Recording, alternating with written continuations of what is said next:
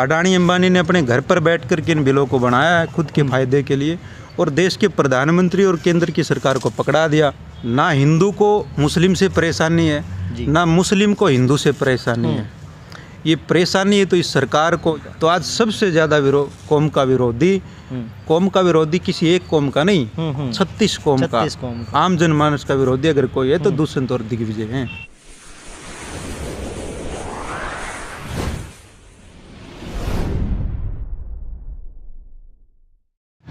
नमस्कार, आदाब, सत श्री अकाल। मैं हूं बजिंदर सिंह। आप देख रहे हैं हरियाणा प्राइम टाइम और द अवेयर। किसान आंदोलन अपने चरम पर है। लगातार अलग अलग तरीक़ों से उसमें भागीदारी लोगों के द्वारा की जा रही है। अगर हम बात करें पर्टिकुलर तो युवाओं की जो भागीदारी है वो अब अपने आप में चरम पर है।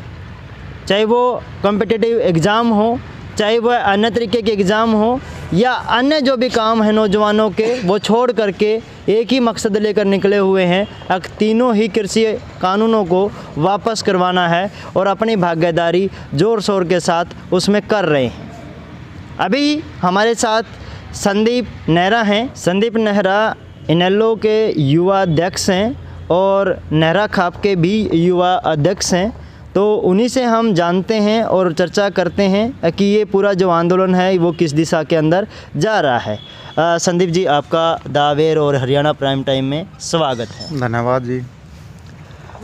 आंदोलन को लेकर के अभी तक की आप क्या समझ रखते हैं, किस दिशा में ये आंदोलन जा रहा है?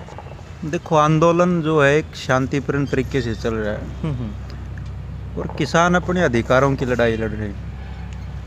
हमारा देश कहने को तो कृषि प्रधान देश है, लेकिन आज सबसे बुरी दुर्दशा जो है वो इस कृषि प्रधान देश के किसान की है। आज आप देख रहे हैं निरंतर 1 महीने से किसान शांतिपूर्ण तरीके से आज दिल्ली के चारों तरफ बैठे हैं। ये हालात क्यों उत्पन्न हुए, इन किसानों को, अन्नदाताओं को क्यों बैठना पड़ा, ये एक बड़ा सोचनीय और गंभीर विषय है। आज केंद्र की सरकार को जहाँ इंस्टीट्यूट ठंड में किसानों की मांगे तुरंत प्रभाव से मान करके इन 3 काले बिल जो किसान के लिए डेथ वारंट हैं उनको निरस्त कर देना चाहिए, उनको समाप्त कर या अन्नदाताओं को हाथ जोड़ करके घर भेज देना चाहिए। बिल्कुल वापस भेज देना चाहिए, परंतु सरकार जो है वो चंद पूंजीपति घरानों को खुश करने के लिए खामोशी के साथ बैठी हुई है, जबकि किसान की तरफ उसकी आंखें निगाहें बंद हैं। क्या कहेंगे? चंद पूंजीपति घरानों के साथ जो सरकार बैठी है उसका रिजल्ट इस देश की अर्थव्यवस्था पर पड़ा है, किसानों पर पड़ा है। ये देश चंद पूंजीपति घरानों का नहीं है, ये तो इस कृषि प्रधान देश के किसानों का है। आपका, हमारा है, मजदूर का है, गरीब का है, कमेरे का है, छोटे मोटे व्यापारियों का है। लेकिन केंद्र की सरकार चंद भी नहीं, मैं तो कहूँगा 2 आदमी, अडानी और अंबानी, सिर्फ उनके कहने से। और जहाँ मुझे अंदेशा है कि केंद्र की सरकार को भी इस कृषि बिल के बारे में परिभाषा समझ नहीं आई, क्योंकि ये तो वही बात होगी, क्लास में हम कोई मास्टर एक किसी को चिट्ठी लिख कर के दे दे कि जाकर के तू हेडमास्टर को दे आ और इसको लागू कर दे, वो हेडमास्टर उससे दबता हो। ये तो सेम वही हालात हुए हैं। अडानी अंबानी ने अपने घर पर बैठ कर के इन बिलों को बनाया है खुद के फायदे के लिए, और देश के प्रधानमंत्री और केंद्र की सरकार को पकड़ा दिया। उन्होंने लोकसभा और राज्यसभा के पटल पर रख करके उनको पास कर दिया, वो भी ऐसे हालात में पास किया जहाँ कोरोना की गंभीर बीमारी से पूरा देश जूझ रहा था। उस हालात में ऐसी क्या मजबूरी थी केंद्र की सरकार को कि ये किसान बिल लागू करने पड़े। जहाँ एक तरफ तो कहते हैं, एक तरफ कोरोना में अगर किसी ने सरकार का, आम जनमानस का सहयोग किया तो पब्लिक ने किया। ये वही केंद्र की सरकार है जो किसानों से एक 5-5 रुपये, इन्होंने 7-7 रुपये प्रति क्विंटल गेहूं के इन्होंने काटे और सरकारी खजाने में डाले। फिर भी उस किसान ने, अन्नदाता ने बिल्कुल छूट कर दी थी। हर आदमी ने अपनी श्रद्धा समान, किसान ने केंद्र की सरकार को, चाहे हरियाणा की सरकार थी, किसी भी प्रांत की सरकार थी, उसको पैसा दिया ताकि इस गंभीर कोरोना की बीमारी से ये देश उभर जाए। आपने कहा कि भाई दो पे ही हम पर्टिकुलर बात कर लेते हैं कि भाई पूंजीपतियों के वो पक्ष ले रहे हैं। वोट जो है वो जनता ने दिया है और आगे भी जनता ही वोट देगी, परंतु इतनी अनदेखी, इसका मतलब हम क्या मान लें कि भाई तानाशाही की तरफ बढ़ने की तरफ हम बढ़ रहे हैं कि हमें कल को वोट की ज़रूरत नहीं है? इसमें कोई शक नहीं, ये तो पूर्ण रूप से तानाशाह आदमी है। ये कहने में मुझे जरा सी भी अतिशयोक्ति नहीं कि ये आदमी आने वाले 2024 के चुनाव के बाद कहीं ये ना कह दे रात को 8 बजे आकर के कि मित्रों, आज के बाद इस देश की प्रजातांत्रिक प्रणाली को समाप्त किया जाता है और देश गंभीर आर्थिक समस्याओं या दूसरी समस्याओं से जूझ रहा है। अब अनिश्चितकालीन के लिए जब तक मैं जीऊँगा चुनाव नहीं होंगे, क्योंकि प्रजातांत्रिक प्रणाली का गला घोट दिया। आज प्रजातंत्र में, इसके राज में आज से गरीब है, मजदूर है, किसान की हालत आप देख ही रहे हो। छोटा व्यापारी है, दुकानदार है या छोटा कारखानेदार है, कर्मचारी है, निरंतर कर्मचारियों के भी हालात आपने देखे। आज हर आदमी परेशान है, दुखी है, हताश और निराश है। ये तो बड़ी शर्म की बात है कि ऐसे प्रधानमंत्री, आज तक प्रधानमंत्री के कान के बिल्कुल भी जू नहीं है। सबसे बड़ा हिंदुस्तान नहीं, पूरे इंडिया के स्तर का सबसे बड़ा आंदोलन आज किसान का है और काबिल तारीफ देखो आप किसानों की, सही सबसे ज़्यादा भूमिका युवा किसानों की भी है। आज चाहे पंजाब से, हरियाणा से, दूसरे देशों, दूसरे प्रांतों से भी हमारे आ रहे हैं। बिल्कुल अनुशासनात्मक तरीके से शांति प्रिय प्रदर्शन चल रहा है। हमारी माताएं बहनें भी बैठी हैं। किसी प्रकार की कोई आपको शिकायत मिली मीडिया को? कोई शिकायत। और फिर भी ये किसी को पाकिस्तान की परिभाषा संज्ञा देते, किसी को अफगानिस्तान की देते। मैं उसी पे अभी आ रहा था कि अभी तक जो है अगर मुस्लिम विरोध कर रहे थे तो उन्हें आतंकवादी कहा जा रहा था, अगर क्या नाम है युवा छात्र जो है कर रहे थे तो उन्हें देशद्रोही कहा जा रहा था। अब किसानों ने किया तो उन्हें खालिस्तानी वगैरह वगैरह कुछ कहा जाने लगा। मतलब पहले वालों पे हम कई बार सपोर्ट कर देते हैं कि चलो कोई बात नहीं हम हिंदू हैं, परंतु अब किसानों पे भी वही हालात। देखो ये टैग लेते रहेंगे हम। ये देश हर धर्म, हर मजहब के मानने वाले लोगों का है, हर जाति, हर समुदाय का है। ना हिंदू को मुस्लिम से परेशानी है, ना मुस्लिम को हिंदू से परेशानी है।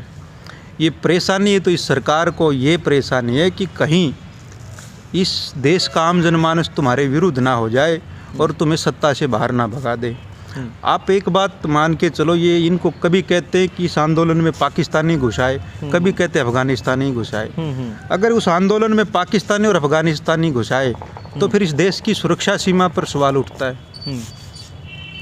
ये तो बुला करके नहीं लाए, बिल्कुल। तो इसलिए ये कुछ भी कह सकते हैं। और देशद्रोही का तो इन्होंने एक मूल मंत्र पकड़ लिया है। इनके खिलाफ कोई भी बोलता है तो देशद्रोही हो गया, इनके पक्ष में बोलता है तो फिर उसको भगवान की संज्ञा देते, उसके माला डाल देते।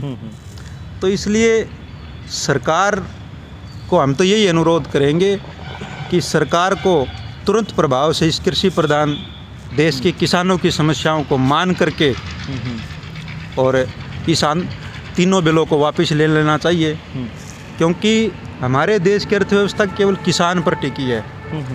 अगर किसान खुशहाल है तो देश माला माल है, किसान परेशान है तो देश कंगाल है जी। लेकिन फिर भी इस देश के प्रधानमंत्री को और उसके मंत्रिमंडल को, दूसरे लोगों को पता नहीं क्यों समझ नहीं आ रही।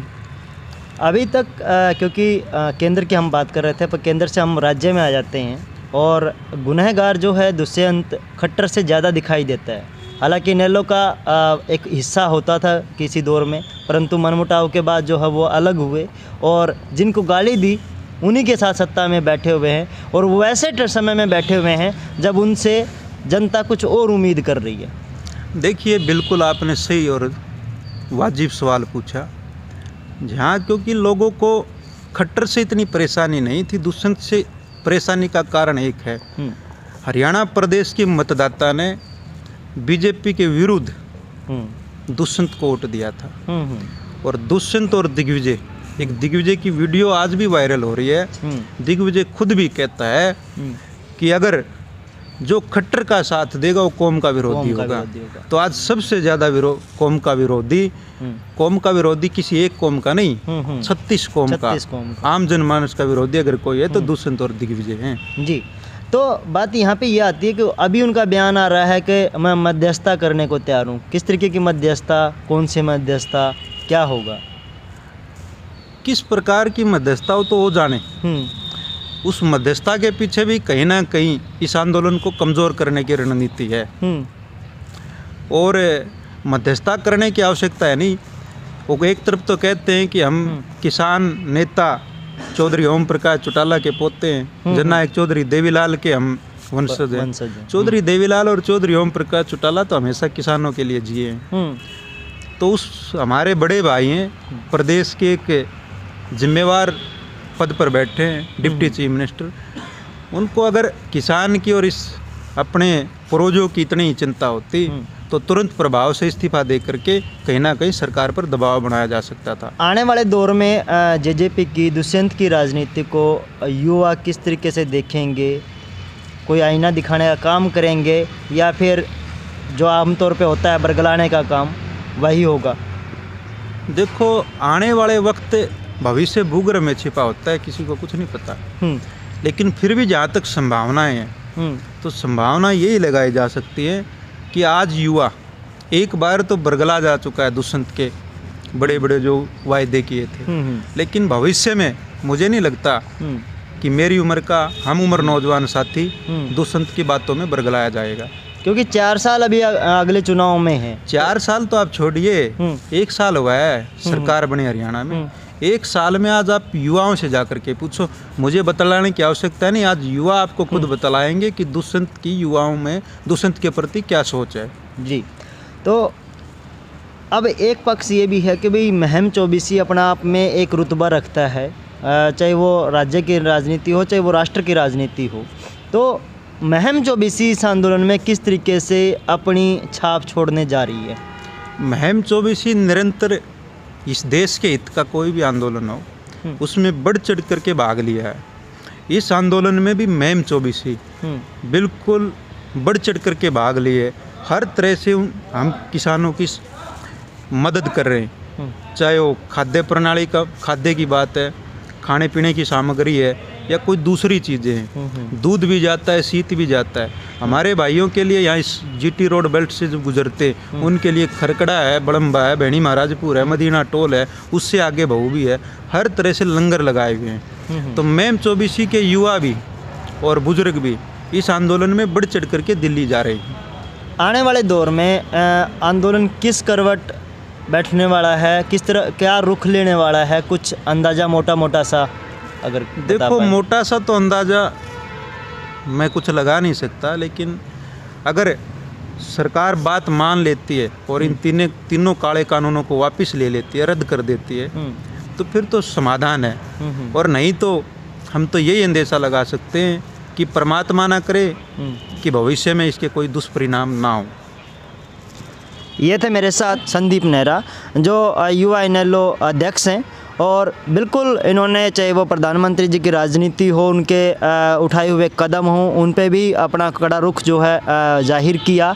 इसके अलावा आज के दौर में जो कि हरियाणा के अंदर जिस तरीके की जेजेपी और दुष्यंत की राजनीति है उस पर भी उन्होंने अपने पक्ष रखे हैं। और महम चौबीसी का जो एक रुतबा है, वो जो योगदान की जहाँ तक बात है, तो वो उन्होंने कहा कि हम कंधे से कंधा मिला करके किसान आंदोलन में किसानों के साथ खड़े हुए हैं और जो भी ज़रूरत पड़ेगी उसमें हम हर संभव मदद ज़रूर करेंगे। तो ऐसी हुई उम्मीद के साथ कि आंदोलन जो है अपने मुकाम तक पहुंचेगा, निश्चित तौर पे किसानों की जीत होगी। और इसी उम्मीद आस के साथ अभी यहाँ से अलविदा लेते हैं। शुक्रिया आपका द अवेयर और हरियाणा प्राइम टाइम को समय देने के लिए। मैं तो आपके जो YouTube चैनल है, क्योंकि इस देश के जो अंतर्राष्ट्रीय सत्र के अपने आप को कहते हैं, क्योंकि आज किसान विरोधी चैनल हैं जो इस देश की अंदरूनी समस्या है उनको दिखाने के बजाय 1-2 आदमी के ढिंढोरे पीटते हैं। उनका नाम भी ले दें खुल करके तो हमें कोई वो नहीं होगी। लेकिन मैं सबसे ज़्यादा बधाई आप लोगों को दूंगा, क्योंकि आप जैसे चैनल जो हैं आज वो किसान की और इस देश की जो मूलभूत समस्याएं और ज़रूरियात हैं उनको आप दर्शा रहे हो। तो इसलिए मैं आपका और आपके इन छोटे चैनलों का मतलब बधाई दूंगा और धन्यवाद करूंगा कि यूँ ही दिखाते रहे। बहुत बहुत शुक्रिया।